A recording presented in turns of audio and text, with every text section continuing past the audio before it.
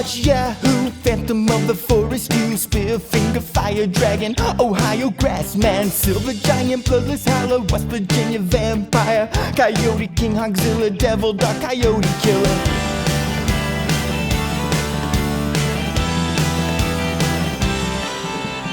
Cave creature, Mothman, Smoke Wolf, a Lizard Demon, Ashman, Grafton Monster, Cow-killing Bastard, Shadow Creature, Dustman, Cherokee, Death Cat, Wild Man, Great Fire Rape. What else do I have to say? Steal yourself some chicken wire, and I'll get some lumber. Catch the Thunder Brothers. Don't you dare get out of the golf cart. We can keep our big seats while we hunt the Bigfeet. Snarly Gastro Team, Red Island Bear Beast, Silver Giant, Squalling Savage, Black Wolf was kind of average, Stone Giant, Raven Mocker, Midnight Whistler, Wampus Beast, Wawa Woman, Ohio Grassman again. Technically Huckleberry Wolfman or Wolf County, need to find the X again if we hunt the Lightning Man. Webster's Werewolf, Daily Howl, Kentucky Hellhound, Little Girl, Headless Horror, I can't take it anymore. Steal yourself some chicken wire, and I'll get some lumber. Catch the Thunder Brothers. Don't you dare get out of the golf cart. We can keep our big seats while we hunt the Bigfeet. This here's BIGFEETS, the only Mountain Monsters watch-along podcast featuring the disappointed size of an award-winning author. There's gonna be a lot of them this episode. I'm Robert Brockway, a semi-professional foot guy. That's true, that's on my taxes. And I'm Sean Baby. And prior to founding the first Koga Yambushi system of ninjutsu in the United States, I became one of the most decorated veterans of the Southeast Asian conflict, gaining awards for valor and self-sacrifice in clandestine operations behind enemy lines. And I am award-winning novelist and essayist Jason Pargin. Are you trying to get Bigfoot and Frank Dukes after us? That's so dangerous. What if they team up? What if they're best friends? I feel like they'd get along. Here's the plan. You and Jason go one direction. I go the second direction. It's a maneuver I invented in my Southeast Asian conflicts. The Bigfoot Dukes maneuver. It's the only time it's ever been used. Okay. So, before we get into it, where can people find more from you, Sean? Oh, I write for a site called 1900hotdog.com. They fund this podcast. And we do daily articles from professional, talented, all-star comedy writers. Every day, a new article about something very strange, with lots of great jokes and research and fun. Our Patreon is patreon.com/1900hotdog.com. Wait, that last .com is not part of the URL for that. You get it. You'll figure it out. That's just for fun. It's just to make it feel like the old days. /hotdog.html/funstuff/bestjokes.html/private. Oh no. /private. I would like to plug our other podcast, The Dog Zone 9000, where we fuck about. The end. Jason? Yeah, my new book is coming out this fall or fall 2024. I don't know what year you're listening to this. It's called I'm Starting to Worry About This Black Box of Doom. It is up for pre-order now, or up for order if you're listening to this in the future and the world still exists. It is available in all formats, including ebook, audio. It is a standalone novel. It's not part of any series or anything like that. Some people have read it already and have glowing things to say about it, but I only show it to people who will have glowing things to say, so that may not mean anything to you. That's true. I do have very nice things to say, but I'm very biased. I just cracked it open, and I've got some fucking notes. I know it's late in the process. They're going to change everything. I know you haven't accepted any of my pull quotes so far, but I think I have one you might like. I'm going to say I'm starting to worry about this black box of doom is indistinguishable from the distress cries of a juvenile Bigfoot. Maybe I think you put that on the back of the book. It moves some copies. We are a watch-along podcast for the show Mountain Monsters. Now, that's a hillbilly cryptid reality show, like those ghost hunter shows, except for instead of not finding a ghost, we do find a Bigfoot, every episode, and we get our fucking asses handed to us every time, because it's really stupid to go hunting a Bigfoot when you're 6 overweight men who get lost in the woods instantly. This is we're in kind of a soft reboot era where there was a really firm established format, almost never deviated from it, and they are really, really coming into their own here. They're pushing boundaries, they're discarding what doesn't work, inventing some new things that also don't work. It's an incredible time to be a fan. If you are just joining us, the cast is Trapper, he's the leader. Huckleberry is Bigfoot security. Buck, apparently is not called the Rookie anymore. I guess he has graduated. Now, I think he has used what my theory was on Buck. I mentioned this last episode. My theory was on Buck that he started saying, I'm not going to show up to this show because I have to work a real job, which is very funny. And I think he was using that to be promoted at Bigfeets. Now, Jason had the opposite theory last episode. Jason said, I hope he used Mountain Monsters to get promoted at his job. Like, you guys got to pay me more to keep me around. I think it's the other way around. I think he was like, guys, I'm really making moves over there at the gas station. If you want me around, guess who's getting a bump up in title from rookie to official Husky and into B team leader? Expert caller is what he has in this episode for the first time. They changed their opening graphic in the second episode of the season just to make Buck. It's the only change they made, to make Buck the expert caller instead of the rookie. So yes, I think he played both parties against one another.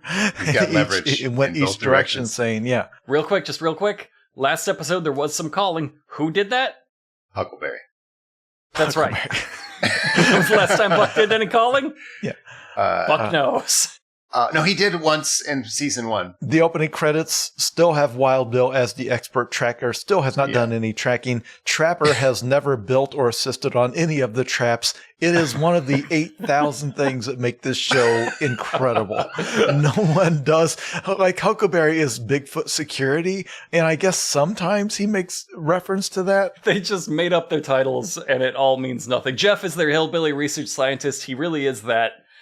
He's maybe the only one. He was the one who explained how mushrooms work last episode. He stopped. Mushrooms are available on floor and on log. So we haven't even gotten through the recap of who the cast is. We're dense with in-jokes. That's why you can't start right here. You should start earlier in the show. Even if it's just last episode, you'll get there with the soft reboot. You'll miss a lot, but it's fine. You can get there. Because last episode, we did something amazing, which is... I'm not going to get many more chances to say this in my life. Forgive me for taking all of them. We defiled Bigfoot's grave. We defiled Bigfoot's grave last episode. We found his grave. We started digging it with our hands. We got attacked by maybe Bigfoot ghosts. I would have wrote him down as Bigfoot ghosts. That's just me. And here's the crazy thing. Instead of fleeing like cowards and never returning, Trapper came back. There was a stinger, and Trapper came back 10 weeks later when he remembered that Bigfoot graves have big feet in them, and he was like, fuck, that means something. I'm not sure what it is, but I'm going to go see. And he found something. He was digging in the dirt, and he's like, I've found proof. Dun, dun, dun. End of episode. Can't wait to get to it this episode. So this episode, which we're watching, is Season 2, Episode 2 on the HBO Max order, The Bigfoot of Putnam County. And it starts where we left off, and that's with you, the audience, going to fuck yourselves. Fuck you. How dare you expect that to be followed up? It's not mentioned at all. It's completely not. They ended on a cliffhanger. They were like, what a great idea this was, cliffhanger. They have not yet independently invented coming back to follow through on the cliffhanger. They just invented the first part and were like, that's gonna get them. Didn't invent the coming back part. The end of the season finale of the last season, before they did the soft reboot of the show, it ended with them being utterly humiliated by the Ohio Grassman and the Yahoo and several other big feet. They got their asses kicked so bad that when they ran away, they said, well, this isn't the end. We're going to go get Buck once he's healed up, and we're going to come back. And they left off like, hey, next season it is on. We're coming back at the Grassman a third time. And they come back next season, no mention whatsoever. Not even to say, Well, guys, we're back on our vacation. We did assassinate the grass man. We got him back. Mission accomplished. We got some yellow belts in karate. We'll get him next time. Not even in their own fiction could they even throw us a little bit of a bone that they did follow up with that. Right. Like literally, the final lines of the season were, "We're going to get Buck once he's 100% again, and we're coming back." And like, no, we're not.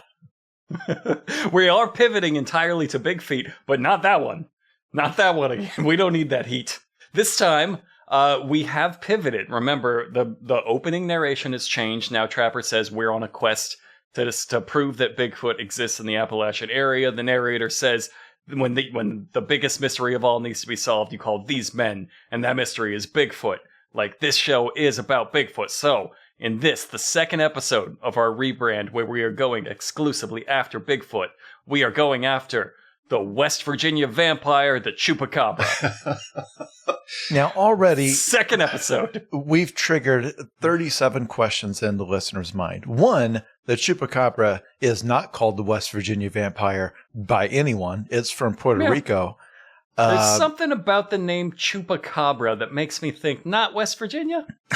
It is a very famous cryptid. It has nothing to do with West Virginia. It has no origins in West Virginia whatsoever. It is in no way a Bigfoot.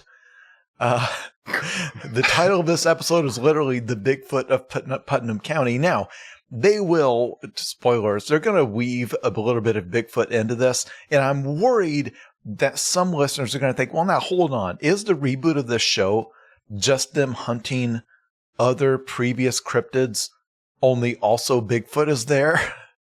We'll see. You're close. Maybe. I know that we made such a big deal out of saying we pivoted the whole format. It's all going to be about Bigfoot. And people worry about that. People worry, like I worried when I first heard that. That makes the show a lot more boring, because one of the monsters that they fought in the first couple of seasons was the alien from Aliens. I'm like, you think I'm exaggerating on that? No. It was the alien from Aliens. They fought a fucking xenomorph. It breaks my heart to think that won't happen again. But it's one of those things where your creativity is augmented by being limited. Like you said, you can only use Bigfoot. And he said, what kind of Bigfoot, though? And that, like, just blew the scene off their imaginations. Yeah. They do some shit with Bigfoot. It's Bigfoot jazz. It's like the notes they don't play, the big feet you don't see are incredible in this show from this point out. But this one is supposedly about the Chupacabra. That's where it starts off. Now, Trapper even himself starts off like apologizing for pivoting format in episode 2 of the reboot. He says, this team is on a mission to prove that Bigfoot exists in Appalachia.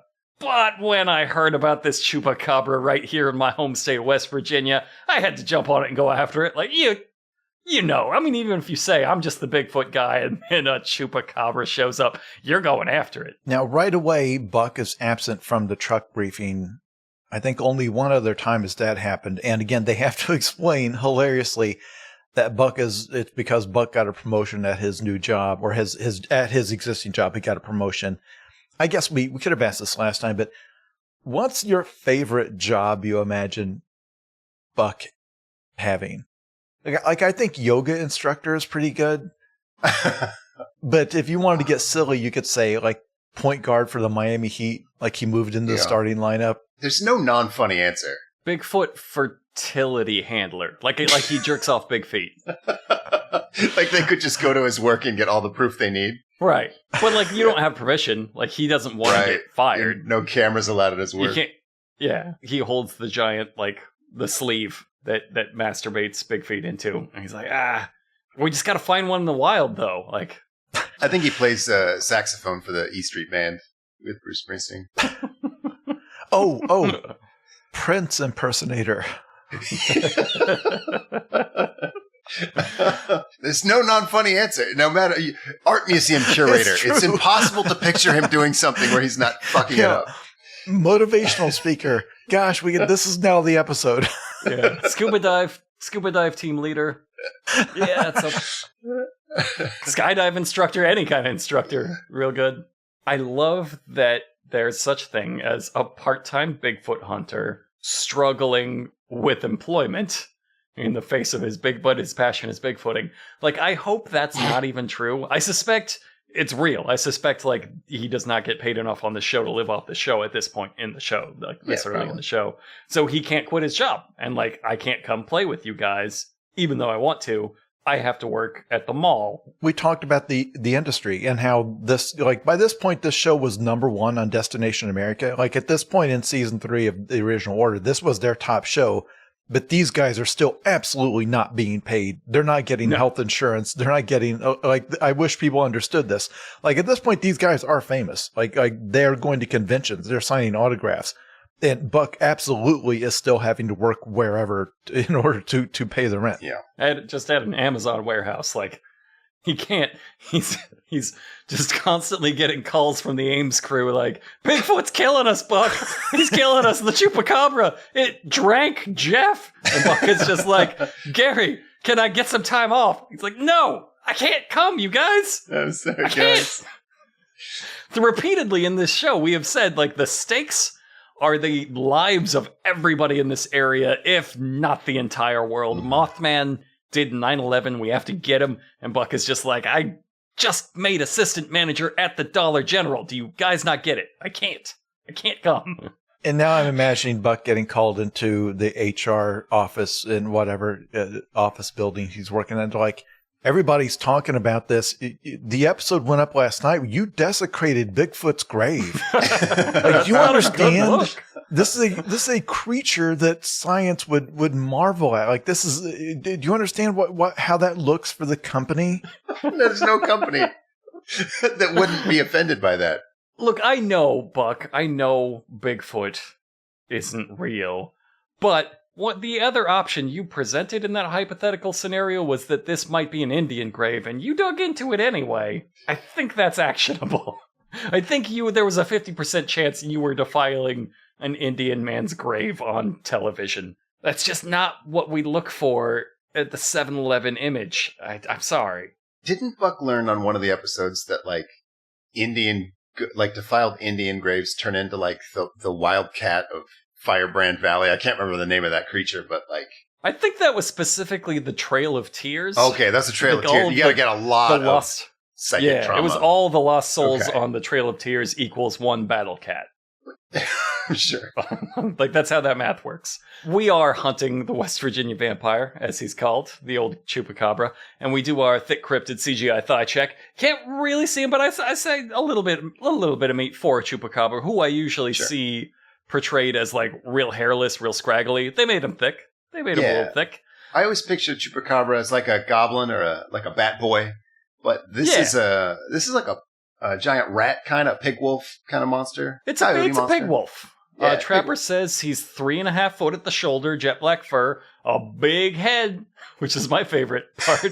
Just a big head. Weird. He's 6 foot long with spikes down his back, and some say, fangs up to 1.5 inches long. Not that long. Like, animals have that. That's like a dog. That's the dog. Literally the smallest fangs they have encountered up to this point. Some say they whisper about it in secret covens around the woods, that he has fangs like a medium-sized dog. It's such a weird thing. He's got a big head and real teeth. Okay, Trapper. This is a vampire pig dog that rips out throats, but this time, you guys, we're not even through the briefing. It's already personal. You see, Trapper says, it all started at my brother's ranch in Costa Rica. He had a vampire bat problem back in the 1990s. Trapper's fucking brother is a Costa Rican bat fighter? What the fuck? Why not? Why the fuck not? Jason shared a screenshot of this in the work Slack where Jeff saw him saying this and was steaming. Like, just openly angry at how wild this shit was already off the rails. Like, nothing he had prepared was ready to jump on a Costa Rican bat fight. It gets better. What Trapper, because Trapper is going off One thing I believe about Trapper's improv is that it does not develop in his mind and then he forms it and then he like brings it out. He delivers it to us at the same moment it's occurring to him. Yes. Oh yeah, it's And live. this is going to be the most magical example of that. It's a hot mic to his brain. So he says, we were out killing bats, I guess like with the tennis racket, when he heard the story of the Chupacabra. And that's why it's personal. Hold on. Because... Hold on. It's personal because you heard about it with your brother nearby? That's the end of the story? That means that it's personal for everyone in the truck. It's personal for you, the listener, right now. Yes, by that logic, everyone who saw an episode of the show, it's personal. Because they're going to carry this on through the episode like, you know, this isn't just another hunt. We're doing this for Trapper. We're doing this for Trapper. It's like, hold on. Because I actually went back and rewound the episode and listened to the briefing because like in my notes, he just said he was in Costa Rica because that's where his brother lives. And then he overheard some people talking about the Chupacabra. And I don't know if they lost something in the edit or if Trapper, what I think happened, in his mind, he had a story where the Chupacabra attacked and killed his brother, but he forgot to tell that part. Because it's like it was supposed to be, we were, you know, he had a vampire bat problem. We were out killing the vampire bats, and I heard the story of the Chupacabra. And then, like 10 minutes later, I came home. His wife was screaming, there's blood, or I saw his body, and it's completely drained of blood, blah, blah, blah. But they don't include that part. They never include that part. And I don't know if there's supposed to be a thing like later, because in a story structure, you could hint that this is personal, but not say why. And then later in the episode say, well, I need to tell you something. I need to tell you about why I never go see my brother anymore. And it's because he's gone. They never do it. So for the whole episode, and this is not a minor point, this is the entire motivation of the plot. This is the inciting incident of the plot, which is that Trapper overheard some people talking about it 20 years ago. And now it's personal. I thought that we were going to slowly develop that. Like, I thought that was like, okay, and that's why it's personal. I'm not getting into it yet. Like, let's drop it.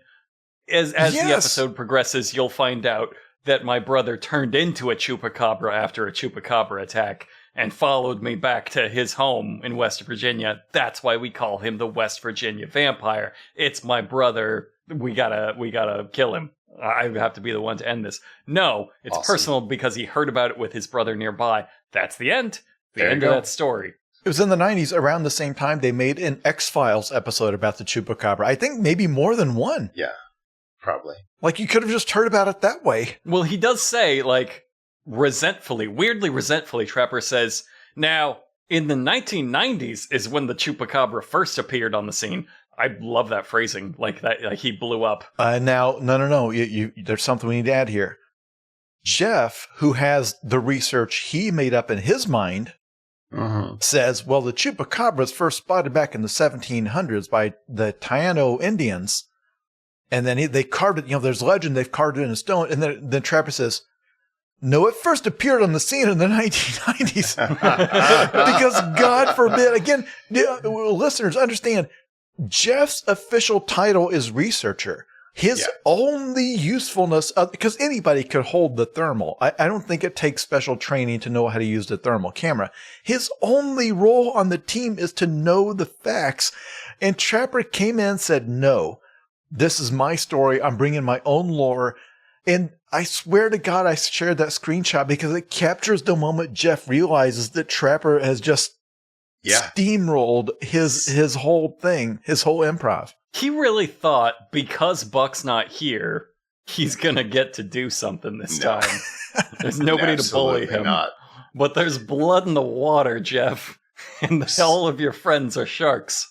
It's really funny, too, the way he, like, the second there's, like, a moment of silence, he jumps in with, like, this really clumsy line about how, like, the Indians met him in the 1700s, and, like, they're all just like, no, dude, we're doing the 90s thing.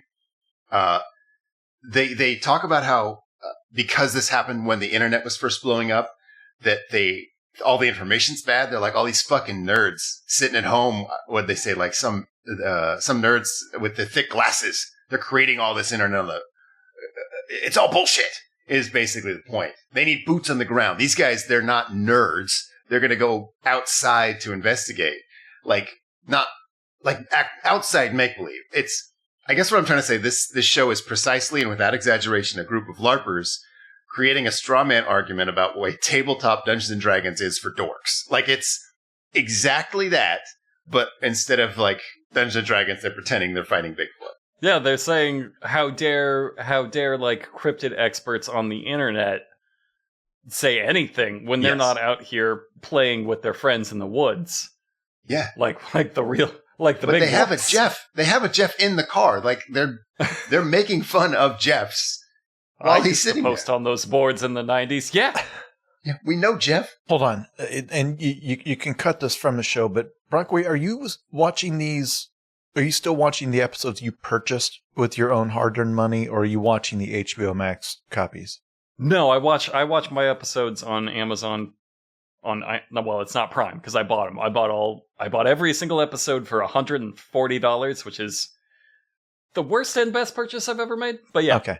We discovered a while back that the Amazon episodes have some cut scenes that because they got shortened or whatever, for they were judged too politically incorrect. I was hoping that maybe it turned out we were all watching the Max episode and that the Amazon episodes has the rest of Trapper's story, and that it turned out to be too problematic. That would be funny. Now let me get into what I think about the Costa Ricans. This gets real personal. I was a blackface performer in Costa Rica. My brother and I were fighting vampire bats. It was a blackface bat fighting act. Now, for the rest of this story, you got to picture me in the blackface. Excuse me. Blackface was invented by the Cherokee Indians in 19,000 years ago on the moon. 6,000 years ago. Just, okay, Jeff. No, it was in 1990. The internet invented it. We all know that. We are hunting the Chupacabra because we heard about it with our brother nearby. How dare it? I guess. Trapper then feels like it's like he senses that's not enough, so he tries to tie it back into their mission, and he reiterates something that he started building on last episode. He says, I believe all these critters in Appalachia are hooked up to Bigfoot. They have something in common with him, and that's what we got to figure out. So within seconds, he goes from like righteous fury at all the bullshit on the internet to, gentlemen, I am presenting the grand unified theory of Bigfoot. Based on nothing. Nothing. They have never encountered up to now a Bigfoot cooperating or in any way interacting with any other mythical creature ever. Nope. He has not explained why he thinks this. But this is the new mission of the show, is to prove that Bigfoot is the mafia kingpin of all monsters. And I'm not kidding.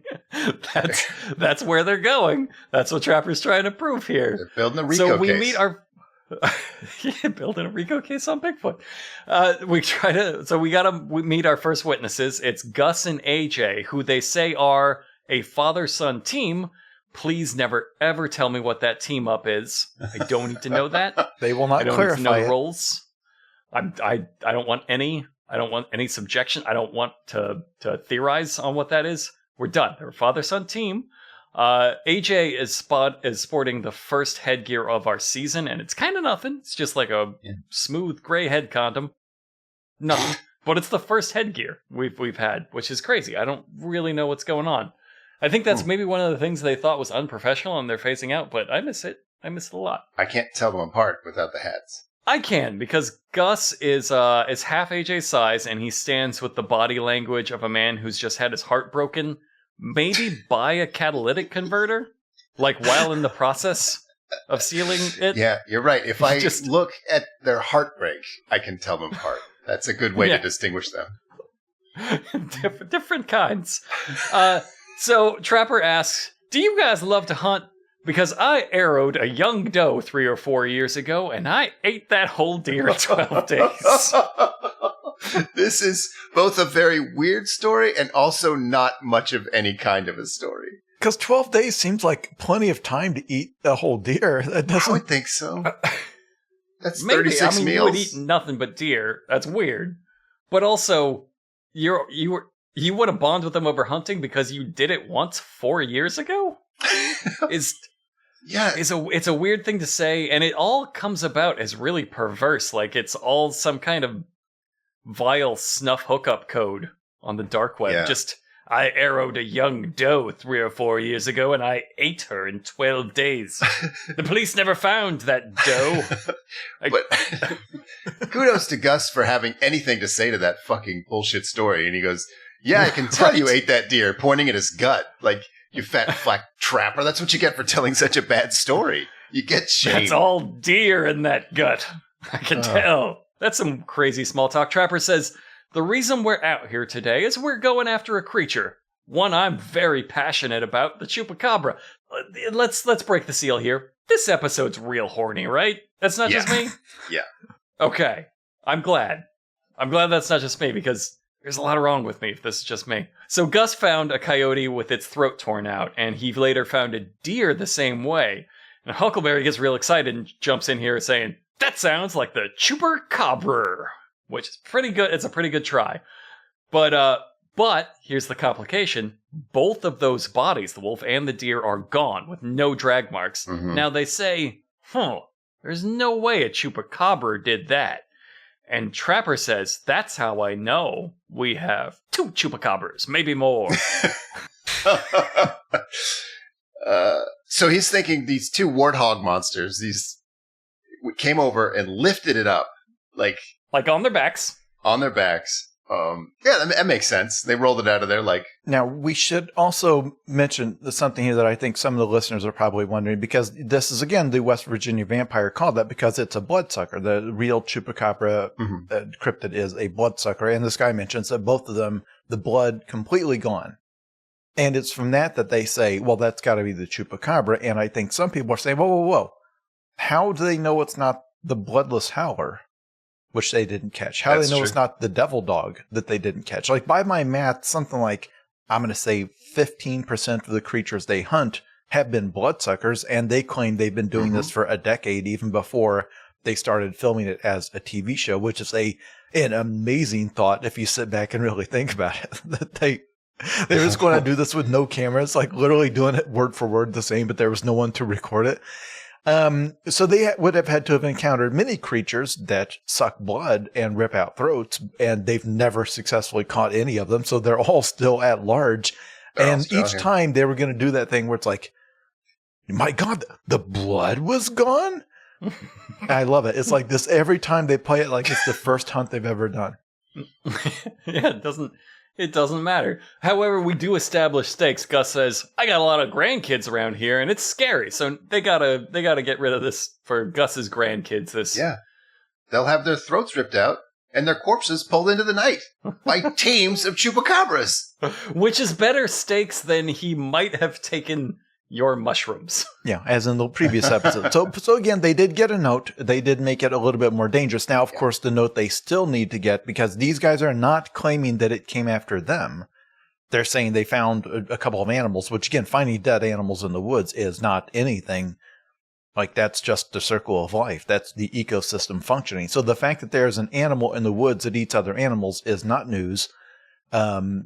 So surely they'll have a witness later who's like, hey, this sucked my daughter's blood. She's dead because of it. Because again, they can make up any witness they want. So why not? That's true. Literally, why not? Because, as we've established, they can get as many of the Jason Pargin production notes from Out of Time drifting down from the sky to land on their tongues as they want. But they can only bring 2 into an episode, and they have to pick which 2. Right. And this time they're picking stakes. They did not pick stakes in the previous episode with the Midnight Whistler. They were like, he eats fruit and loves children.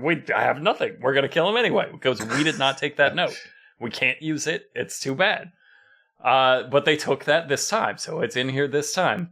So we got to go do our night investigation. Trapper opens this up by telling his team, now, this Chupacabras, it runs at night. That's why we're out here at night. Good job, Trapper. We do know there's more than one, and Huckleberry chimes in with, That's what's so dangerous. Does it have packing instincts? That's Almost. Swing and a miss on both times. Like, set up for No the one-liner, second the takes. one-liner. This is what goes in the show. That's it. You said packing instincts. There you go. That's it. Doesn't just throw it all in there and try to force the zipper closed. so packing instincts is like when you know you and your girlfriend are about to break up, and you just start gathering up your books and putting them in boxes. It doesn't have that. It's going to be sidelined and it's going to be real sad. It's going to only bring the toothbrush. We should point out that it's like Buck was not there during the day. He's not here for the night investigation either. So he's missed like all of this. So he's still at his day job as a cryptographer for the NSA. It's actually Jeff that points that out. That points out, now this one's going to be a real hard investigation because we're down Buck tonight. My Dom, my bully daddy, he not here. I miss him so much. Nobody point out how I pee. That's our special thing. So, Trapper tees up, after that failed setup and punchline, they try again. Trapper tees up Huckleberry again. He says, nothing rips that throat like that and drinks that blood. And Huckleberry says, well, Trapper, you evidently ain't met my wife. Whoop, whoop, whoop, whoop.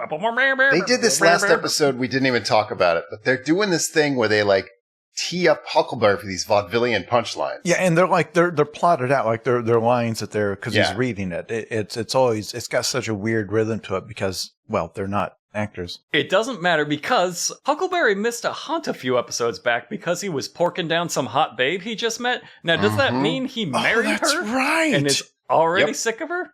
I had that in my notes. he married that lady he was casually porking. Yeah, and she turned out to be a chupacabra. That must be what he's referencing. He already fucking hates her after just like 6 months. He's already like, you gotta meet my bitch wife. Oh, I'm horrible. Literally drinking the blood from my corpse. Jesus, you can get an annulment at this point. It's not also, even... Trapper hasn't met her. She hasn't met his Bigfoot hunting buddies yet. Yeah, that would be something you would wait for a while. Yeah, that's true. I got to get you locked in before I show you my Bigfoot crew. So Jeff gets his thermal out, and before they even hear coyotes yipping, which they do, we just haven't even started yet. We've already found the mythical creature. Like, he is getting the camera out. Like, okay, let's get started. Already found him. I commented last week that they don't work very hard to hide the fact that they just got out of the golf cart and, here's the monster. That they don't film like a little bit of B-roll that makes it seem like, okay, it's now 4 a.m. We've been out here all night. We're starting to lose hope. And, wait, there's a sound. This time, they literally show Jeff gets his camera out and he's like trying to find the power button. Like, oh, wait, there's the chupacabras. Yep, right there. They do not move from their starting space. They are still in the parking lot. They've not begun searching. The only way they can get faster than this is if they're in the truck at the beginning and Jeff says, this Bigfoot was discovered by, and then a Bigfoot knocks the truck off the highway. That's the only way you can get faster than this. This is 0 steps. I have faith. We'll get there. I believe that's going to happen. If you've gone out into the woods on a summer night, like, you would not get bitten by a mosquito as fast as they run into these chupacabras. The woods are so filthy with chupacabras. There's more of them than there are like gnats. It would take longer for the bugs to find you. I'm going to get a beer out of the back of the golf cart, and then you come back and they're all killed by chupacabra. which foreshadowing, no spoilers.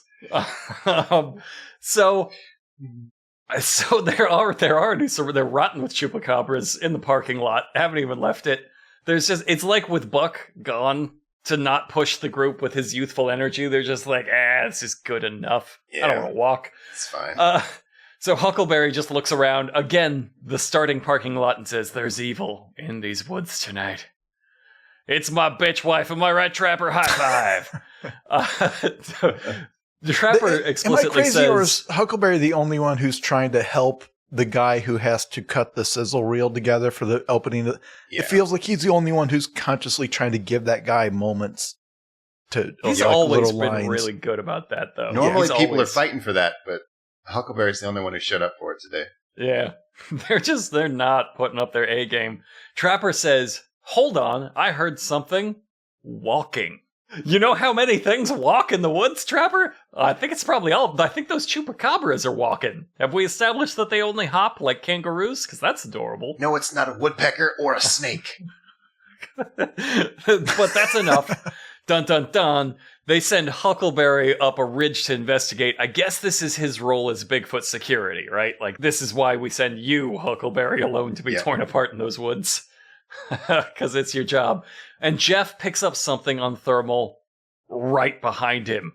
He goes, oh, I got something on thermal. It's behind you. And Huckleberry, with all the keen instincts of a monster hunter, spins around and says, who's there? Don't dismiss this, because this is the first time they've actually staged they've used the thermal for some sort of dramatic purposes.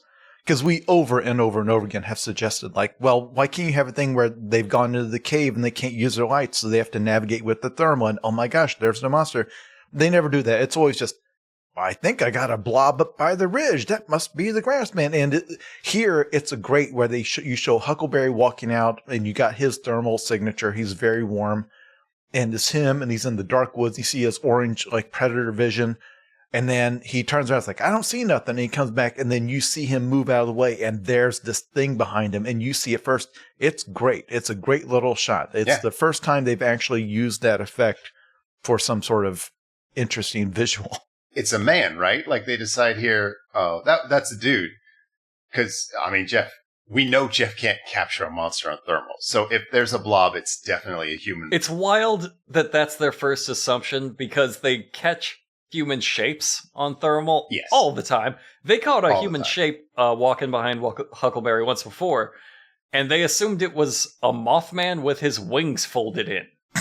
Yep. And then there was the monster from The Descent. They thought that. Like, they always assume monster. And this time, when they're like, I know I'm surrounded by vampire dogs, they're like, that shape? It's Jerry. That looks like a Jerry. Yeah. I'm going to call him Jerry. What's up, Jerry? No answer. What's going on, Jerry? They assume, my God, he must know this terrain so well to be out here avoiding these chupacabras at night. So this has become far too dangerous. Like, who would you rather be alone in the woods with? A man or a chupacabra? They have chosen the chupacabra. They're going to come back here in the daytime to deal with this man who is so much more that dangerous. internet meme going around. Don't get me started. But Trapper, but the fact that it's another guy, because they think it's Chupacabra, and it's like, wait, no, that's a person. You can, like, they're actually using night vision to look at us, instead of saying, oh, hey, guys, we're shooting a show down here, or hey, we're hunting down here. Right. Be careful. Because again, Huckleberry straight up pointing his gun at this person. They immediately jump to, like, we're being stalked. I don't like it. Let's get out of here. It's like, well, they have no reason to believe the guy didn't fire a warning shot, didn't do anything. The only thing that makes them suspicious of the guy is that he doesn't, like, talk to them. But you wouldn't. It's kind of weird. You see, like, these three guys out here, whatever, with shotguns, and they're shouting chupacabra things at each other, and you just see them down there. Like, yeah, you would probably just walk. You're out there for a walk. You know, it's the woods. People live around there. They're not in the middle of, you know, the Amazon. It's just... In fact, they haven't left the parking lot. Right. So, again... Trapper, then, he gets my note from the last episode where he says, well, we'd better come back during the daytime when we can actually see. It's like, yeah. They've been out here 5 minutes, and they're calling it a night. The night investigation, you're never... Even if the creature's nocturnal, the night investigation is not a hunt. You're not out there trying to find the creature. You're out there looking for tracks, nest, signs, scat, bones, all stuff that you'd be able to see easier in the day. There's no reason the night investigation has to be at night. The night hunt has to be at night, again, because they establish it's nocturnal. But the night investigation, you should always be doing that during the day. This is 2 consecutive episodes. They're like, well, let's just come back to when the sun's up so we can actually see what's going on. It is their shortest night investigation. They have encountered what might be a guy lost trying to find his car in the parking lot and are like, this is too dangerous. We have to get out of here. But that's enough for Wild Bill and Willie to start building their crackhead trap shack. Willie is over there and he knows now, I might have to build a trap for one, possibly more chupacabras, maybe a Jerry. We don't know yet, but that's enough information to start. Willie says this, these chupacabras are just killing every critter out here. And I mean, they're going after the blood. And I think Wild Bill puts that same thing a little better when he says, this chupacabra is a vampire. He's out of control. We need to put a stop to it, he says. Gonna hold us a chupacabra intervention. I had a lot of those. They do not work. I think he puts it better when he says, every old Halloween I dress up as Count Dracula. Ooh. And then he does his Dracula impression. And Sean, can you do his Dracula impression?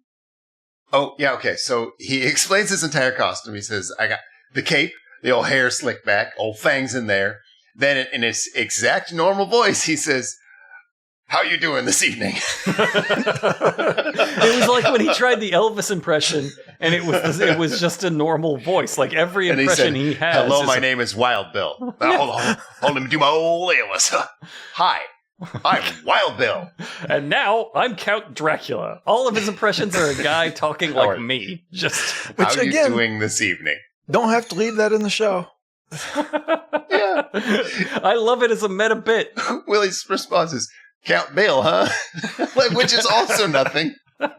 Just the because what do you say to that? Aggressive, just shotgun blast of nonsense. I love the idea of both of them watching these full episodes later and just being shocked that was left in the final cut. Why is that in there? Like, guys, we only went out for 5 minutes last night. We need anything you filmed, we'll take. So Willie is going to build a box maze trap. You're not going to believe this, a box maze. It's a maze in a box. The idea is that it's so confusing. The first one, if there are multiple, the first one will get in there and get to the bait, and it'll leave enough time for the others to come in after him before the door drops. Now, before he goes about building a rudimentary toddler's maze, I mean Denny's placemat level maze. Just like, solve this, and even the drunkest man in that Denny's will have a pencil path right to the end. They're like, I'm not going to understand it unless I can mow it into the field with lawnmowers first. This is insane. I thought they were mowing for the trap, but this was a sketch. They sketched it with lawnmower. Because, okay, it's to catch people up. Last season, or the previous 2 seasons, however you're following the show, whenever they planned out the trap, it was literally just Willie sketching it on a napkin. Like literally just a piece of paper he found in his truck. So in the first episode of this season, the rebooted season, he built a tiny little scale model. It was incredible. And then this time, they're like, well, we don't want to do the model again, because that would just emphasize how silly this trap is. They're like, we're going to mow the design into this grassy field. Because it's like, well, that's a little different from sketching it. At least like that'll give us a better visual than it's just sketching on a piece of paper. It turns out, no, it doesn't. We're going to shave it into Wild Bill's back hair. Wild Bill's back hair, that'd work. Then you could check it while you're building. It's a crazy thing, but that's how they're designing this trap. That's hillbilly AutoCAD. That's just it's mowing it into some fields. So we go back again, not our second witness, our second daytime hunt. I guess this is the new format. We do a follow-up complication day hunt. Trapper says again, I've been after the Chupacabra since the 1990s. Does it count as the start of a hunt from the minute you first hear about something until you kill it? Because if that's the case, I've been hunting Steven Seagal since 1994. You're going to get that son of a bitch. That bloodsucker. My poor Puerto Rican brother. I heard about Steven Seagal when he was nearby. It's personal. Every Halloween, dress up as old Stevie Seagal. Cape, all hair slicked back, fangs. I'm all... Hi, how are you doing this evening? I'm Steven Seagal. It's just what an insane thing you've done here, Trapper. The hunt starts when you first hear about things. He reiterates his grand unified Bigfoot theory. All creatures are connected to Bigfoot, the dawn of monsters.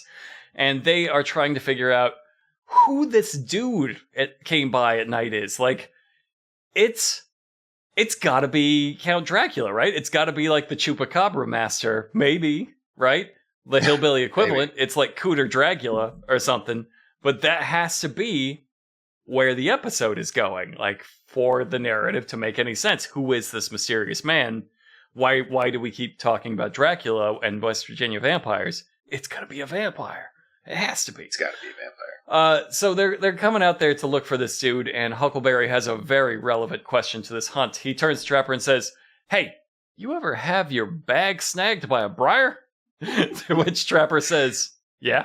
Hell yeah. Hell yeah. It's a simple yeah. What a ridiculous question. Yeah. Of course I have. What do you even... Yeah? What? And what? I hope this is Where you going going somewhere. with this? Of course. And Huckleberry's follow-up is, well, what keeps these bucks out here from getting their bags snagged? Trapper just goes, "I guess they do." And they all find it hilarious. Yeah, it is pretty funny, though. It's very strange. There's a part here where he finds some yellow root when they get out of the car, and he explains to everyone, like Jeff's not. This seems like a Jeff moment, but Trapper's like, "No, this yellow root is really good for treating cold sores and mouth sores. It's $30 a pound." It's weird that he knows so much about herpes treatment, and then they all decide if there's yellow root, there might be ginseng. And so they decide that the Bigfoot here is protecting his ginseng crop. That you might know how wild ginseng works if you're hunting it. But first you pick the ginseng. And then what you want to do is you want to stay in the same spot and wait about 8 to 12 years for it to regrow. And then in that time, what you want to do is become one with the woods and protect your harvest from Bigfoot hunters. That's just like the standard wild ginseng hunter protocol. I do think that's how they believe these singers within their fiction live. Like, they do seem to be born of the woods at the point. Like, once you choose to be a singer, you can never rejoin popular society. Yeah. They say, this patch of yellow root, they say, "Oh, this guy might have been a rooter, a night rooter." Like, that's a thing. Everybody knows this. And then Trapper, after saying, "Well, this yellow root, it's good for cold sores, it's good for mouth sores, it's good for any kind of sores," and then he starts gnawing on it straight out of the ground because he's riddled with sores. Not anymore. Not anymore. Listeners, it's a good indication of how well structured the show is that when they stopped by this root and started speculating, well, he might be a rooter, that Sean assumed they were talking about Bigfoot. Brockway assumed they were talking about Chupacabra. I assumed they were talking about the guy they encountered, saying that's why there was a man here last night. He was probably just out picking ginseng. If true, then Huckleberry should have been like, "Oh crap, I pointed a gun at him." Yeah, I'm in a lot of trouble. Like, this is his land, like not ours. Like, we visited from freaking out of state to shoot a TV show about us trying to murder Chupacabra. I freaking almost shot this guy. Like, I would have gone to prison for that. And again, I want to point out that, like, this is not how you hunt wild ginseng. Those are not made up numbers. It takes about 10 years for ginseng to grow from nothing to something you could pick. So if you picked an area of the ginseng, just go do something. Go get a doctorate and then come back to that area. Well, you don't protect your ginseng territory. I don't think they offered doctorates to Bigfeet, but perhaps a little person named Dr. Bigfoot would care to disagree with me, because it is a Bigfoot. They find a Bigfoot print nearby, and they're like, "My God, that wasn't a man at all. The only thing we've ever assumed was a man. It was actually a Bigfoot." Or as Trapper puts it, "We were stalked by a damn Bigfoot." Just real offended. Real offended by it. This is a nice Bigfoot print. Sometimes they've Okay. gotten lazy with the prints. This one, they've actually got the mold. It's got the toes. It's actually rainy out, so it's actually filled with water. It looks great. It's good. There were times we kind of criticized them because they didn't bother with the prints. This actually, they used the impression thing. They made a legible print. It doesn't Good have job. cookie cutter lines. It's not like exactly an inch deep on all sides. It's like, it looks like Huckleberry stepped on it with his giant witch foot, and they just kind of use that as a template to enlarge it a little bit, or maybe just zoomed in. So they got a good footprint, and as crazy as it sounds, I think it makes more sense that a Bigfoot is there than a ginseng hunter protecting his crops. I tried to make this point. I think of all the times they've encountered a Bigfoot, this is the most likely Bigfoot. Right, it's much more reasonable now that we know it's Dr. Bigfoot protecting his ginseng crops. Yeah. I think that is a much more reasonable assumption. So Trapper, because he sees the footprint, instantly knows that Bigfoot was carrying away the Chupacabra carcasses when it was done, hiding the bodies for his friend. It does explain it. Like I say, as crazy as it sounds, that makes more sense than a platoon of Chupacabras. It's just the scientific method. You have a guy who says he found two creatures with their blood drained. You found a Bigfoot footprint nearby. Therefore, the Chupacabra and the Bigfoot have formed a corporate partnership where they have two different roles, where the Chupacabra catches the animal, sucks their blood. It has no use for the rest of the meat. The Bigfoot then takes the meat, and the two of them have an agreement, and that they work out, and they each have their own roles in the partnership. Like that. That's the only conclusion you could arrive at based on the data.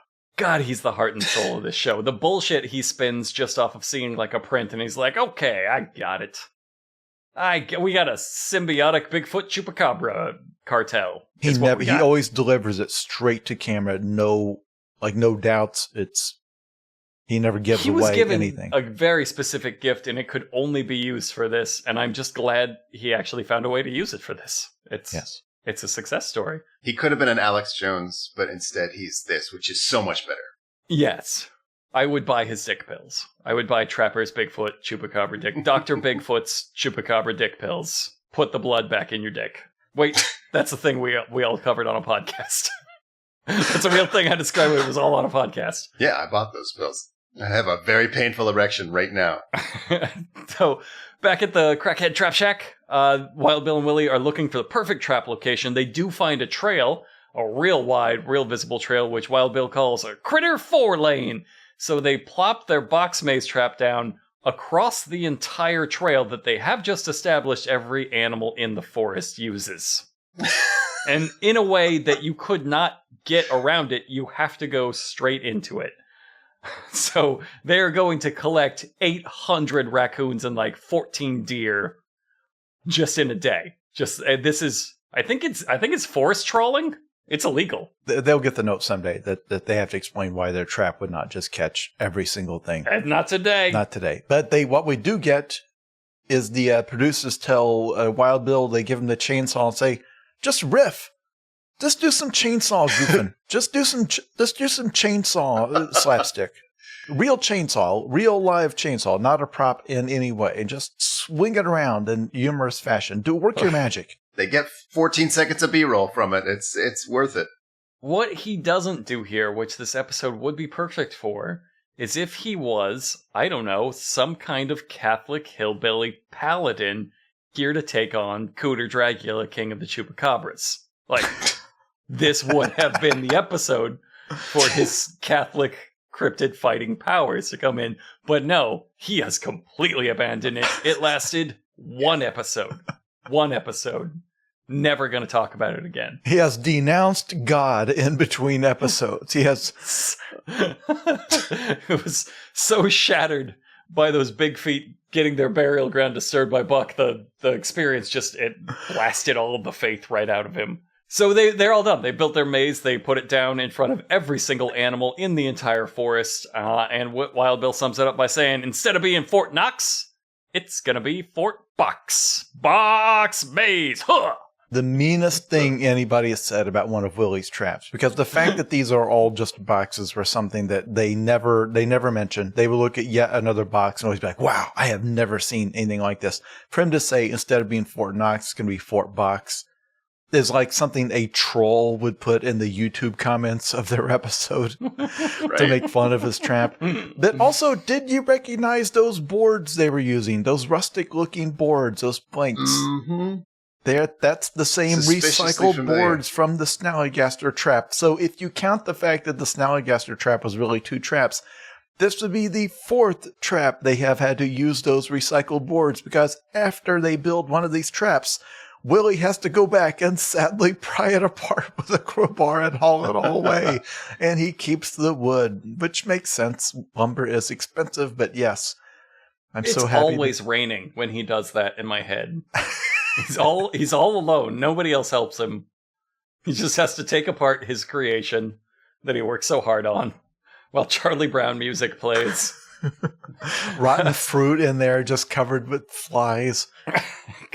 Huckleberry's vile wife. His vile 6-month-old marriage.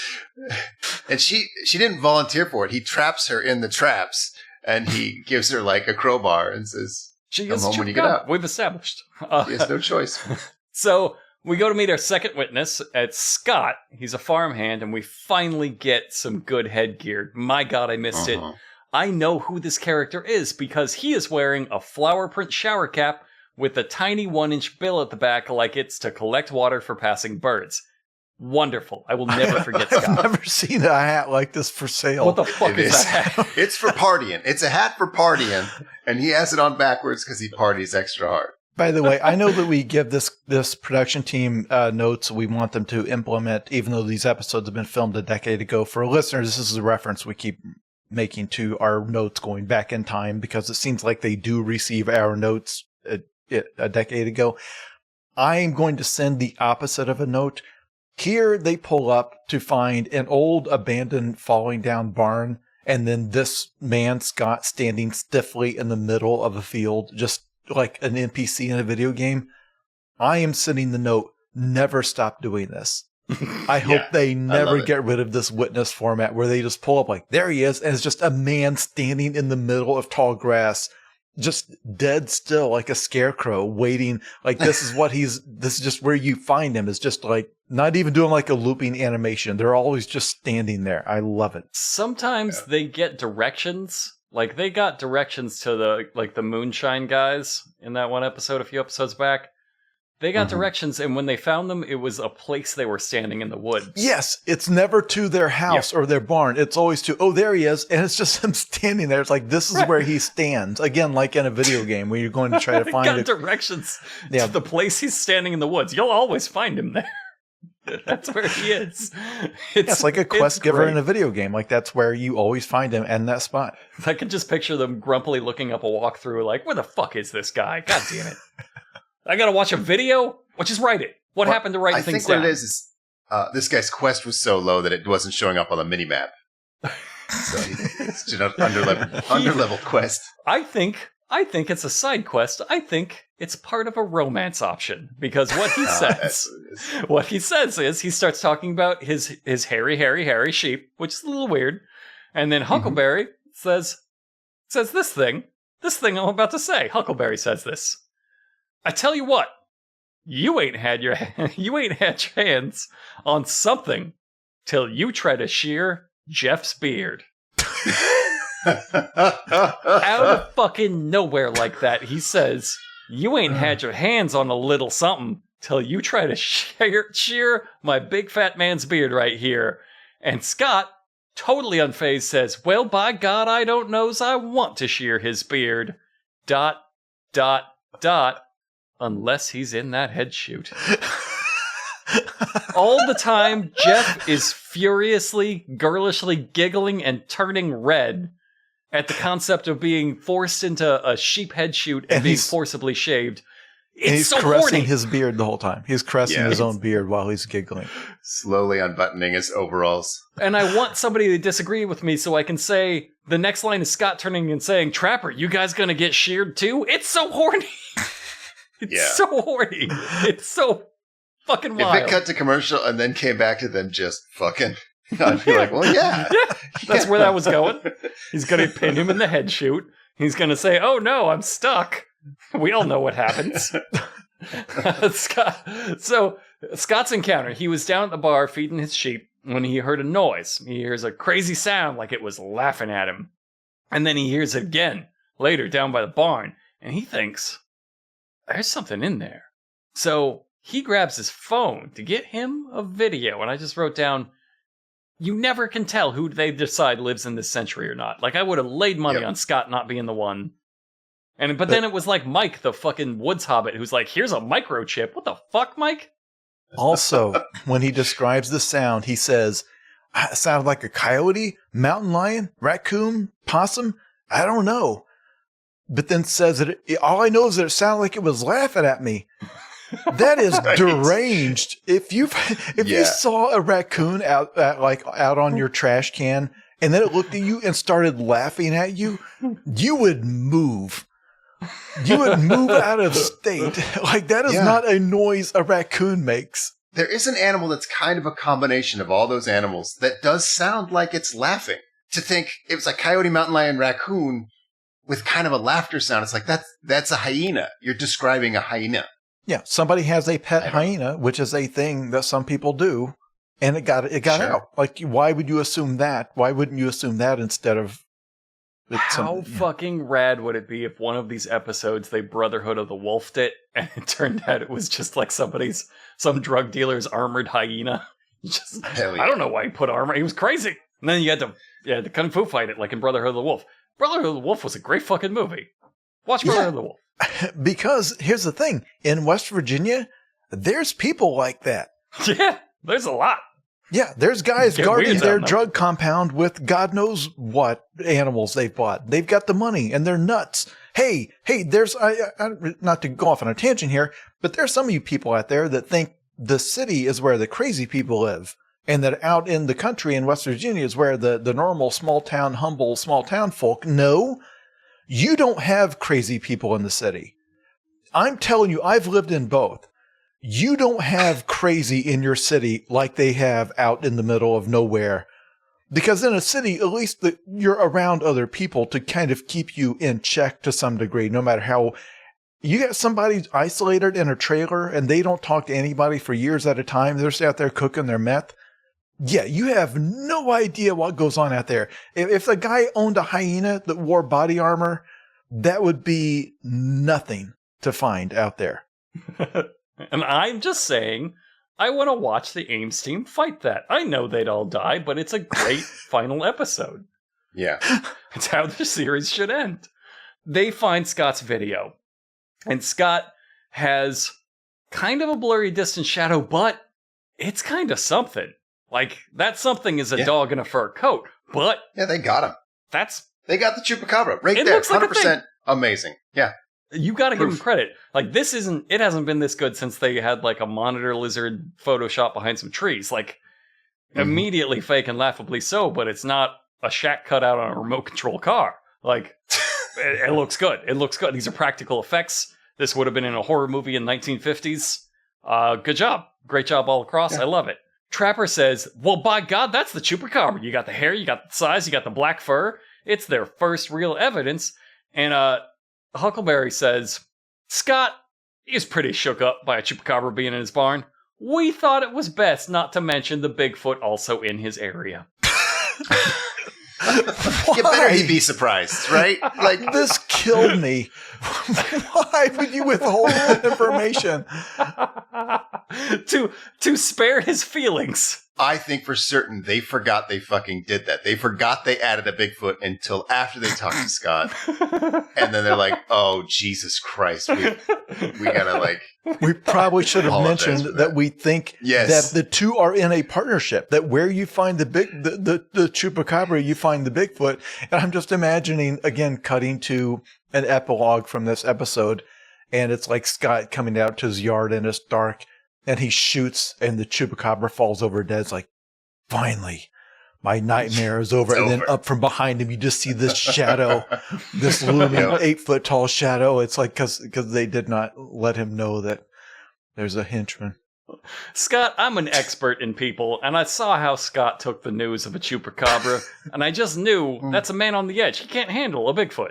Like, it would break him. So we got spare his feelings. Also, they did not get my note from earlier He shaved Jeff. that the next witness needed to have been attacked by the Chupacabra. Even in his own story, when he came out, it ran away from him. So Yes. again, they at some point we've got to have a witness saying it's not just sucking the blood from coyotes; it's trying to suck my blood. They got to get that out there because otherwise, up to now, we still have no motivation for why they've got to exterminate this Did thing. he even say it killed my sheep? He didn't, did he? No. He just said he found it in his barn and Kill ran a off. single sheep. It didn't even hurt his sheep. What the fuck are you doing, Scott? No wonder they didn't tell you about Bigfoot. So back at the trap shack, the crew ambles up to inspect the trap, and they ask, "You guys build a house?" And Wild Bill says, "We got a 2-story house." They very specifically do not. It does not have a roof. I don't know why the fuck he Absolutely said not. that. Trapper here said something that troubled me. He goes, "I'm hard to impress, but I'm impressed." And the fuck you are, dude. You show him a van and he's like, "What am I looking at?" But you show him a hole you dug by a creek, he's like, "What? How did you make this?" A box you hung from a tree, he's like, "My God damn it, that's the best trap I ever seen." If you build a rickety shed made out of store-bought lumber, he's like, "I am impressed by this shed, a thing I never am." Just saying. By the way, Buck is here. By the way, Buck is now, back. He's now good, off yes. work from his job as a plastic surgeon. Yes, plastic surgeon. That's a plastic surgeon. What he does the liposuction, but then he eats it. So Buck is back. He could not get Bigfoot leave, but Bigfoot and a Chupacabra, he can get leave for that. So he's back. He's back. He's back on the hunt. He comes in and they say, "Well, this trap here will catch multiple Chupacabras." And Buck goes, "Oh, is there more than one of them?" And Trapper says, "And we're dealing with a damn Bigfoot, a big one." To which Buck says, "You could have told me that a little sooner. I didn't come prepared for a Bigfoot." To which Huckleberry says, "Neither did we, Buck. Hold on. This is your only mission of the show. Remember, you rebooted the show so that all you are doing is hunting Bigfoot. The only thing you should be prepared for is a Bigfoot." Right. I mean, I think you use an entirely different do-rag and unloaded gun for a Bigfoot hunt than you would for a multiple Chupacabra hunt. What would you bring different? Huh? What do you have? What do you have on you that you have not always had? Is it a different camo? Like, do you think, oh no, the Chupacabra wouldn't see the 300-pound man in the bright orange bandana, but Bigfoot's got to spot me right away. Yeah. I need to bring my different outfit. Wild Bill has some sort of line that like reminding him like hey, we're the Ames team, bro, as if to say, when have we ever lost a battle to a Bigfoot? Right. When has a Bigfoot ever utterly humiliated us? Why would that happen? Why would that happen? So it's time to trigger the trap, and we haven't done this in a little while. They go, "Who on earth would trigger a trap for us?" And Buck, of course, raises his hand and says, "Pick me. I missed you guys. I want to play." And that's real cute. When we drop it all to be like, yes, we're Bigfoot LARPing, and I missed my friends. That's a great moment. He goes in there, he triggers it, the door drops, and Wild Bill gets real excited, and he says, "That old door come down. Huh! Kaslam, kaslorp. Chupacabra gets in there." And he does a little vaudeville zip, and then he says in a totally normal voice, "Contained, brother." The way it shows Buck in the trap is they have the shot from above because the maze box trap, I don't know if we've made this clear yet, it does not have a roof. No, It's it does open. not. Even my dog could climb out of it. And my dog is not a 400-pound, however foot long Chupacabra that could, I assume it has some jumping ability, even if it was old and frail. If an animal of that size could climb out of the top of this thing very easily. So Trapper baits it with lamb's blood and calf's liver from the slaughterhouse, which is like one of the most reasonable things they've ever done. He starts to leave, and then he turns back abruptly and looks to the sky and says, "You vampire-sucking son of a bitch, your ass belongs to me now." Really horny, right? Because it changes when you call someone a vampire sucker. That's someone who sucks vampires. That's one of my That's a goth good ex-girlfriends. That's not a Chupacabra. But again, the tone implies something other than, "This is a creature I overheard somebody talking about 20 years ago." Yeah, now it's personal. How dare you? How dare I learn about your story near my brother? He was scared for weeks. Costa Rican trip slightly more interesting. So we're on the night hunt now. We're on the final night hunt. And Trapper says, "Our main objective is to put as many of those Chupacabras in that trap as we can. But be aware that Bigfoot is out there someplace. The wildest sentence I've ever seen spoken, until the one immediately after it, where Trapper says, "These Chupacabra is doing the killing. That Bigfoot is carrying them bodies off." So this is it. This is Gus either has grandchildren tomorrow or the Ames team dies. Sometimes he has to go like out of his body and be like, wait, what the fuck did I just say? Did you guys hear that? Like, did I just say Bigfoot is doing corpse disposal for a Chupacabra? Right. Like, that can't be what we're going with, right? No, that's what we're going with. Bigfoot is doing corpse disposal for a team of Chupacabras because they have a symbiotic relationship. They're going to get this. They're going to split into 2 teams and like come. They're like come at him from like. Here, listen. One of them goes to the spot where he was a few months ago. And then this part gets complicated. And then both of them go to that spot, right? Same spot. Yes. Oh wait, no. No. You're right. Yeah, they go to the other spot he was a few months ago. Oh, that's right. I find it hard to keep strategy in my head. That will herd all the monsters into their blood maze. That's right. And I do want to point out here, they, once again, my favorite thing is where they give scale. They are going to be 2 miles apart. So if you want to calculate the size of the wilderness when this 2 tiny groups of men, like they imply that they're going to push this thing toward the trap, or going to squeeze it. They're going to do their West Virginia man squeeze that maneuver. Yeah. But again, it's if you imagine 2 miles of dense wood. And also when he's giving the pep talk, there's a moment where I did not screenshot this. I was going to, but I felt like I was crowding the Slack with too many screenshots. But Travis says, "Now let's get this son of a bitch." And to emphasize his point, he gestures by pointing his rifle at the other men and pokes it at them like, "Let's get this son of a bitch." And just pointing his barrel of his gun right at them, using it like an old man would poke his cane at you. It's not the only time they do the gun safety thing. I know we harp on it. It gets crazy in this episode. I noticed that too, and there's something that happens later. So they're going to split into 2 teams. It's Willie, Jeff, and Buck on one team, Wild Bill, Huckleberry, and Trapper on the other. I feel like the variant combos these teams split into we need to start really analyzing that, because there's such a different energy from like a Wild Bill, Willie, and Buck team where it's all like the young guys and they're going out crazy, versus like a Huckleberry, Trapper, and Jeff team, which is real old and wizened. But then if you like fold a Wild Bill into the Huckleberry and Trapper team, like they're too old to chase after him. If he goes and gets in trouble, that's like your dog running into traffic. Like, they can't do anything about it. So, like... And they intentionally mix it up. Like, they intentionally do this because they're trying to look for a formula, or they like to mix up the energy. But you're right. There's never any rhyme or reason in terms of, like, combining the skill sets. This one's for Trapper. He heard about this creature in Costa Rica, and so they knew they had to do it right. Huckleberry says that almost word for word. Huck says, "We're all doing this for Trapper." Because he heard about it one time. We never established more than that. They have to, I wish we could get the cast on here to interview them. They have to have cut, as if we would get a straight answer on this. They have to have cut the rest of, I would love to know why they had to cut the rest of his story. Because he clearly followed up with a second half. I was in Costa Rica, my brother's ranch, we were hunting vampire bats, I overheard about the Chupacabra, and then in the show it stops. He had to have continued for another couple minutes saying, and they had to have decided it was too problematic.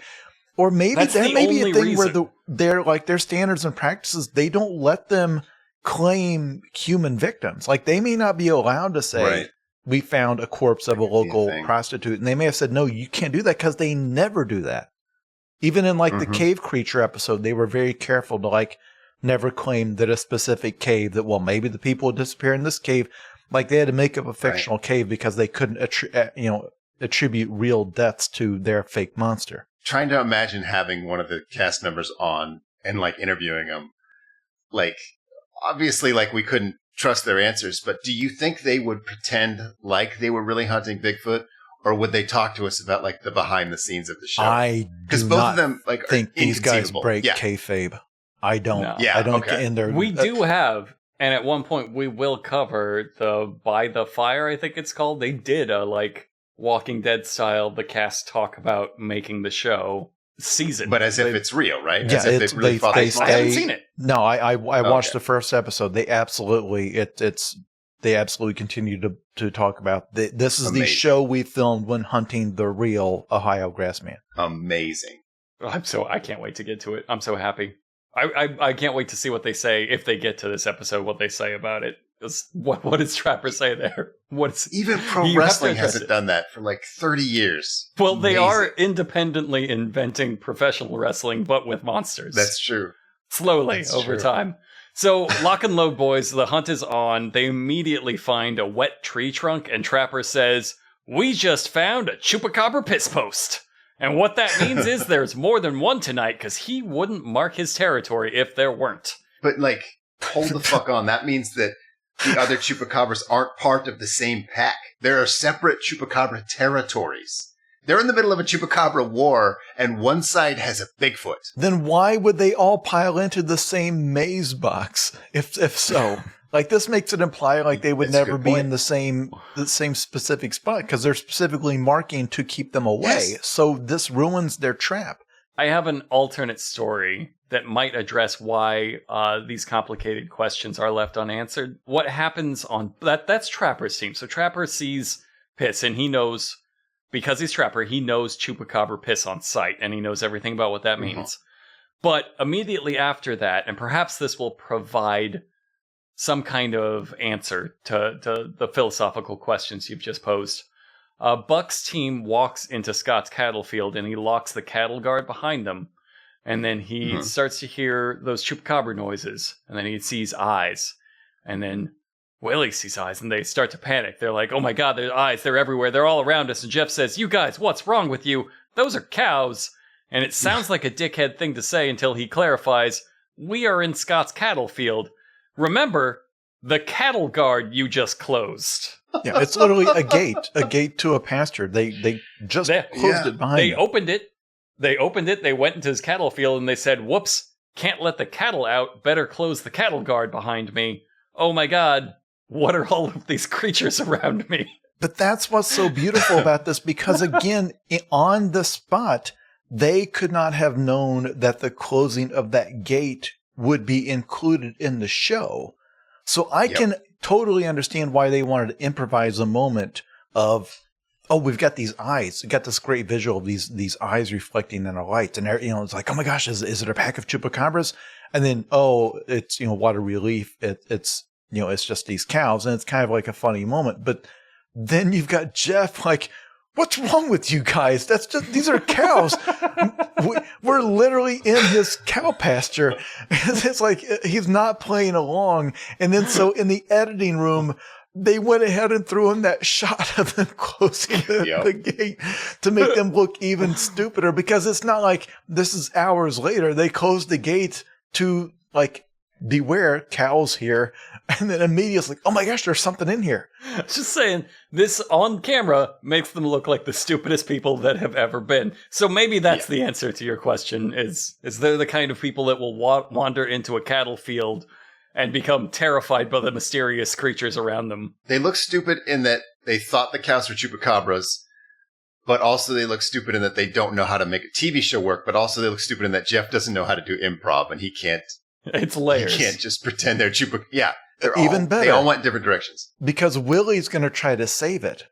And he's going to say, yeah, but the fact that these cows are all so close together, they're grouping up. That means there's something going on. There's fear in this field. Again, not that the cows are grouping up, because there's 3 loud men stomping through the pasture with guns. And that's what they're... So this is another one for the drinking game, where these men startle some cattle and then speculate as to why the cattle are startled. I thought that's such a reach. It was so bold of Willie to go for like the stinger line with "there's fear in the field." You are looking at cows. Looking at cows is what And the cows means. are not stampeding. They're just kind of looking at you the way, in that mild interest that cows have. Like, this is not the first time in the series that they have wandered into a cow field yelling and pointing guns and been like, "Something's scaring these cows."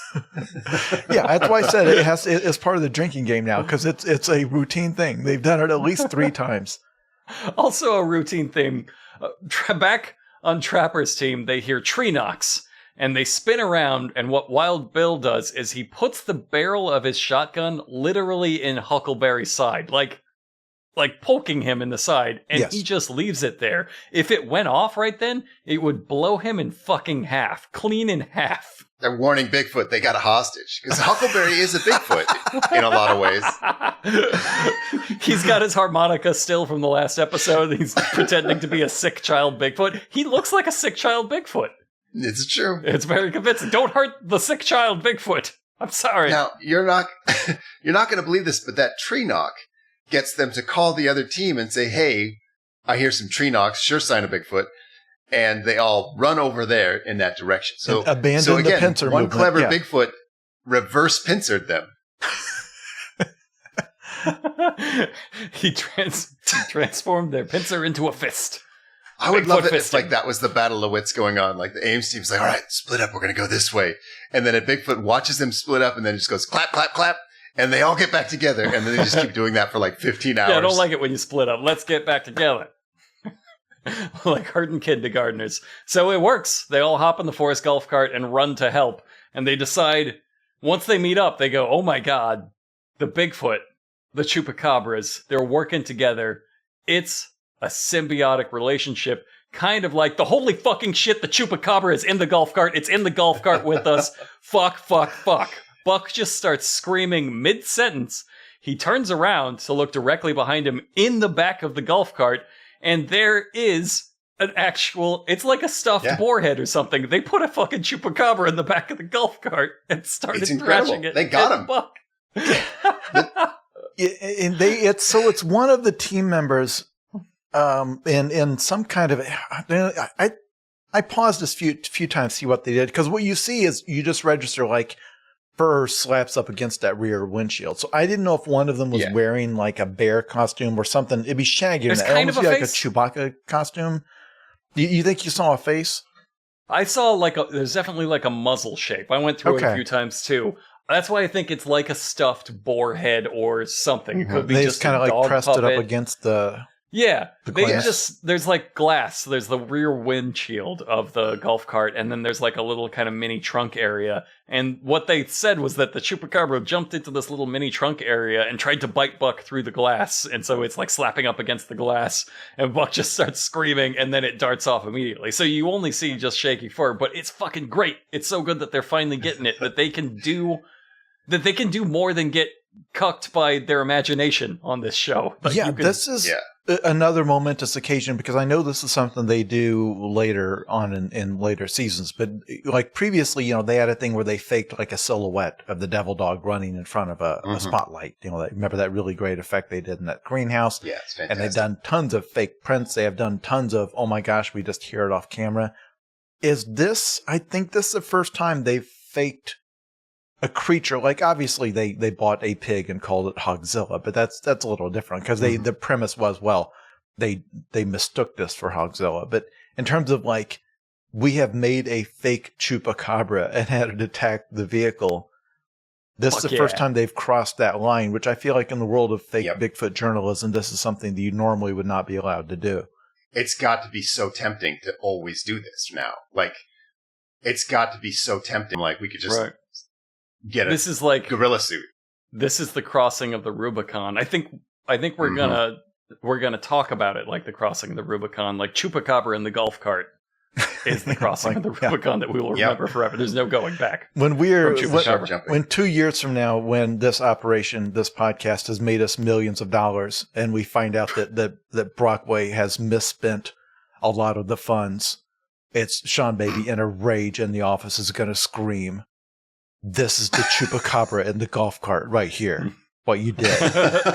There's no going back from this. It's going to be like, we're going to be on like the floor of the office building from Succession that we now all own, funded with Bigfeets money. And we're all in suits arguing about the big sponsorship deals that have come in, and find out that Brockway has betrayed us, and he now owns 51% of the company, and he's going to push us out. He's going to take all of the seats on the board. This is Robert, this is the Chupacabra in the golf cart right here. Do you understand? I have always been the Chupacabra in the golf cart. I never pretended I was anything else. You fell for my pincer movement, my West Virginia man squeeze. My Appalachian fisting. The Chupacabra hopped in the golf cart because it could not resist Buck, and like, who could blame it? His whole family would drink for a year, just a water balloon full of milkshake. It's the most tempting thing. Now, the backup. Now they have to call for backup. They were on their way to be backup, so the backup has to call for backup. And the people that were getting attacked, reverse pincered a second time in the middle of a reverse pincer. They have to go. It's so poorly planned. Like, this is such bad improv.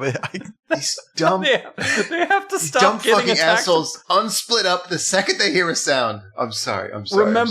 Remember, the other group is calling for help because they're being attacked by Bigfoot, and now they have to stop getting attacked by Bigfoot to go help the other team who is getting attacked by Delta Chupacabras. Like, Bigfoot, fucking hold on.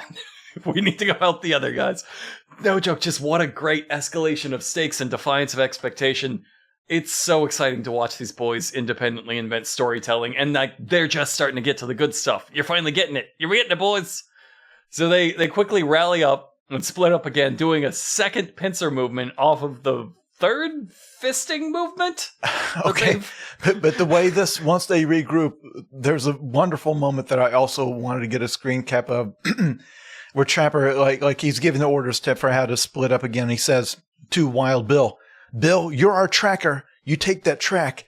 And I swear to God, there's a moment when Wild Bill looks back at him like, "I'm your what?" What the fuck are you talking about? Where are you getting that from? Since when am I the tracker? It's like, buddy, I've been in the opening credits this whole time. Like, all right. Because you can see him like uncertainly kind of go with it and kind of like, "Will you back up?" It's like, "Oh, all right." He has never improv'd anything about finding a print. He's never once done it. Yeah. This is the first time anybody's even asked him to.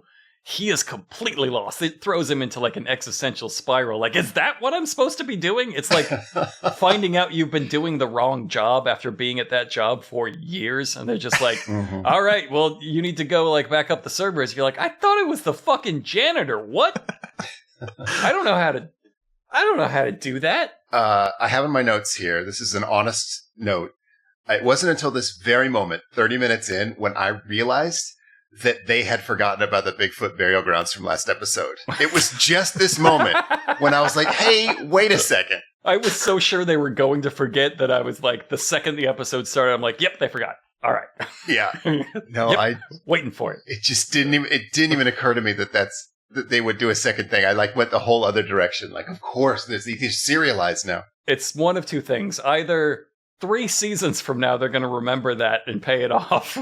Because Trapper will once again run out of the shower 6 months after it happens, going like, fuck, we got to pay that off. Or never bring it up again. Just never again. Like that, it will never come in handy again. It's funny, too, they you know how they're really bad with distance in this. They're talking about how they're 1.5 miles apart from each other on this rough terrain at night in a golf cart. So it takes them like 10 or 20 seconds to meet up. It's just no sense of place. So once again, the Chupacabra, they determine, must be headed right towards the trap after just completely destroying all of their plans. I don't know why it would. They hear a scream. They all pile into the golf cart, which does its goddamn best to haul 2 tons of men up a hill. They get to the trap, and the door goes down, like, as they get there. And holy shit, it's a Hogzilla all over again. Chupacabras actually in there. In fact, there's 2 of them. They're looking right at him, and Trapper goes, "We got the sumbitch!" And Huckleberry goes, "Woo! People don't think the Ames team catches any damn thing. They can kiss my damn hillbilly ass." Like, I didn't know it was getting to him. Like, the soul-racking failure. Have to have had so many comments, because again, the show was getting popular. And during that off season between, that previous season when they're doing the reboot, and they probably got approved for a little bit more budget, that it starts to show. And then starts to, at some point, look at the comment sections on Reddit, probably, like where were people discussing the show, and saw everybody making fun of them. It's like, no, here's evidence. Then you get these little glimpses through the crack. And again, how do you think they did? What do you think they did in there? What do you think? It's that same dog in a fur coat? Oh, no, I think it's just like some taxidermy monstrosity they made. And they're just kind of they have 2 puppeteers kind of shaking these immobile things, bouncing them up against the wood. But, I mean, it's true. There's actual monsters in their shed mates. This is a remarkable moment in field research, in biology, television history. Amazing. Yeah, this is where we got the Chupacabra now on display at the Nashville Zoo. Like, you can go visit him with the kids. Like, it sucks. He's always sleeping in a distant corner like a sun bear. No. Bigfoot roars, and they all spin and point their guns into the woods. He's charging. There's a huge snap, and they spin back around. The back of the trap has been busted out. The Chupacabras took advantage of this distraction by Bigfoot to bust out. Wait, no! Trapper finds a Bigfoot print. Bigfoot fucking jailbreaks his Chupacabra friends. It's a Bigfoot Chupacabra prison break. I'm not kidding. It's a Bigfoot Chupacabra prison break. Fuck yeah. Amazing. We have Chupacabra in the golf cart. We have Bigfoot Chupacabra prison break. This is the best goddamn episode. It's got everything. And if you're doing your drinking game at home, they are in hot pursuit of their captured Chupacabras and their Bigfoot bodyguard, and they stop to measure its footprint. They're like, amazing, we have a real footprint. This proves Bigfoot.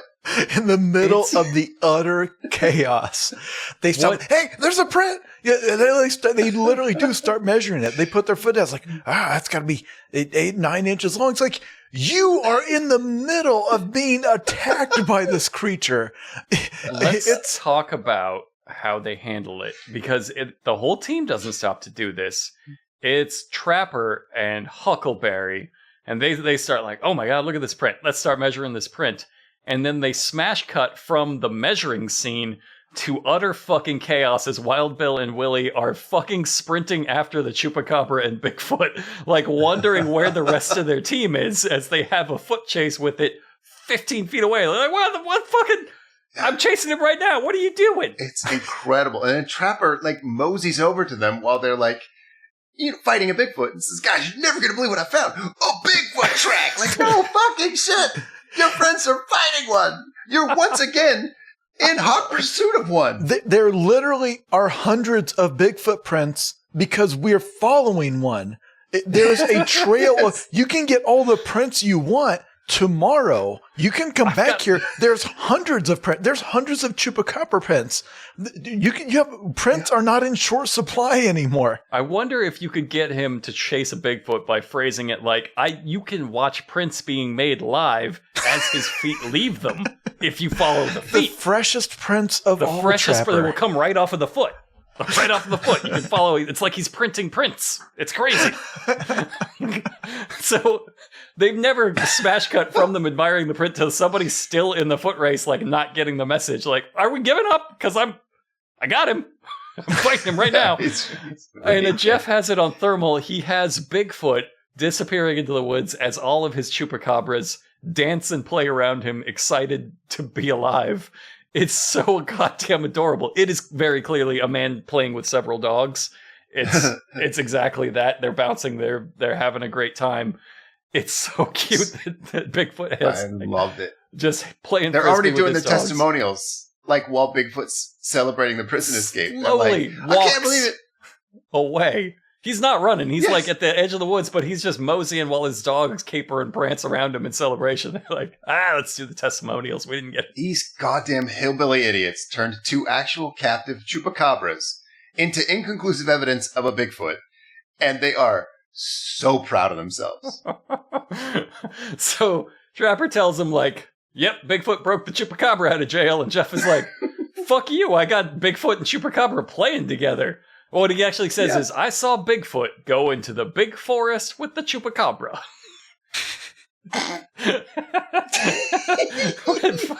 Mushrooms are a type of vegetable and food. He went Bigfoot in the big forest with the Chupacabra. Trapper says that Bigfoot, he uses Chupacabra like we use hunting dogs. He went right in there and saved his hounds. And Buck says they're loyal to him. He's loyal to them. It's fucking beautiful. It's beautiful. And it seems like they understand that.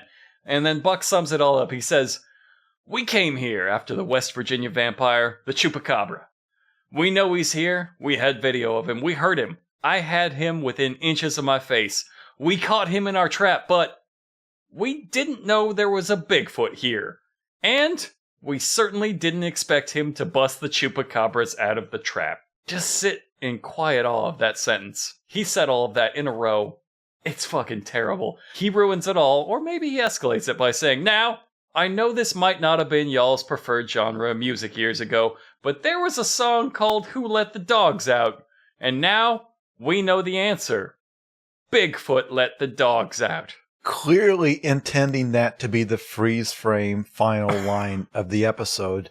And this is becoming another drinking game thing, because when you see all of them start competing for the final line of the episode, and Huckleberry and all of the rest are realizing that we absolutely cannot go out on that. Yeah, so no Huckleberry one's tries, "We come to Putnam County after the Chupacabra, but we're leaving with a big piece of the puzzle to solve the mystery of the Appalachian Bigfoot. And we're coming like a locomotive." It's like, yeah, you're in a fucking Bigfoot fight. Stop writing lore. Oh, god damn it. Bigfoot let the dogs out. Yeah, you should have smash cut to the German Mountain Monsters theme song right after that. That's what we're going out on. Bigfoot let the dogs out. But what are we going out on? What was your favorite quote of this magnificent piece of television, Jason?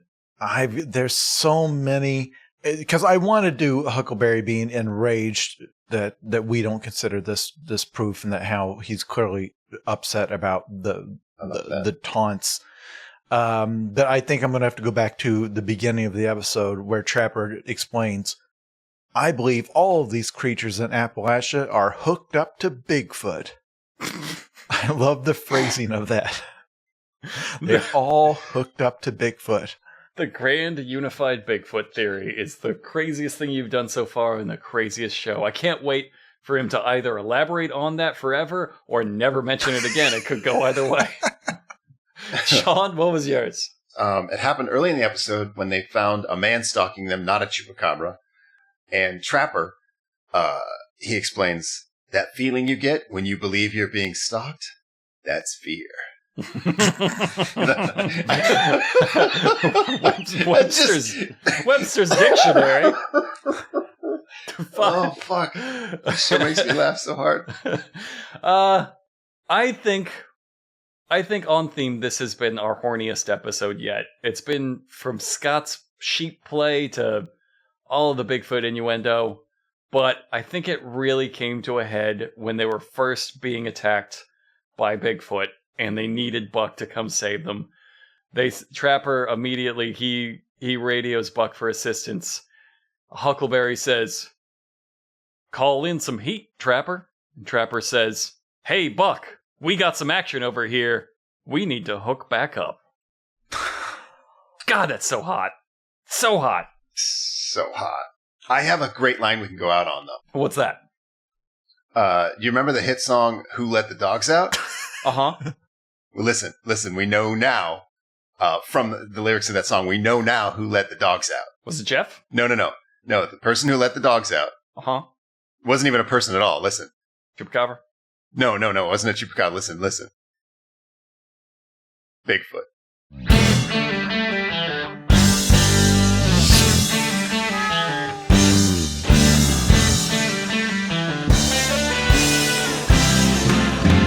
Because you had to be a Bigfoot teacher, you had to open up your mouth.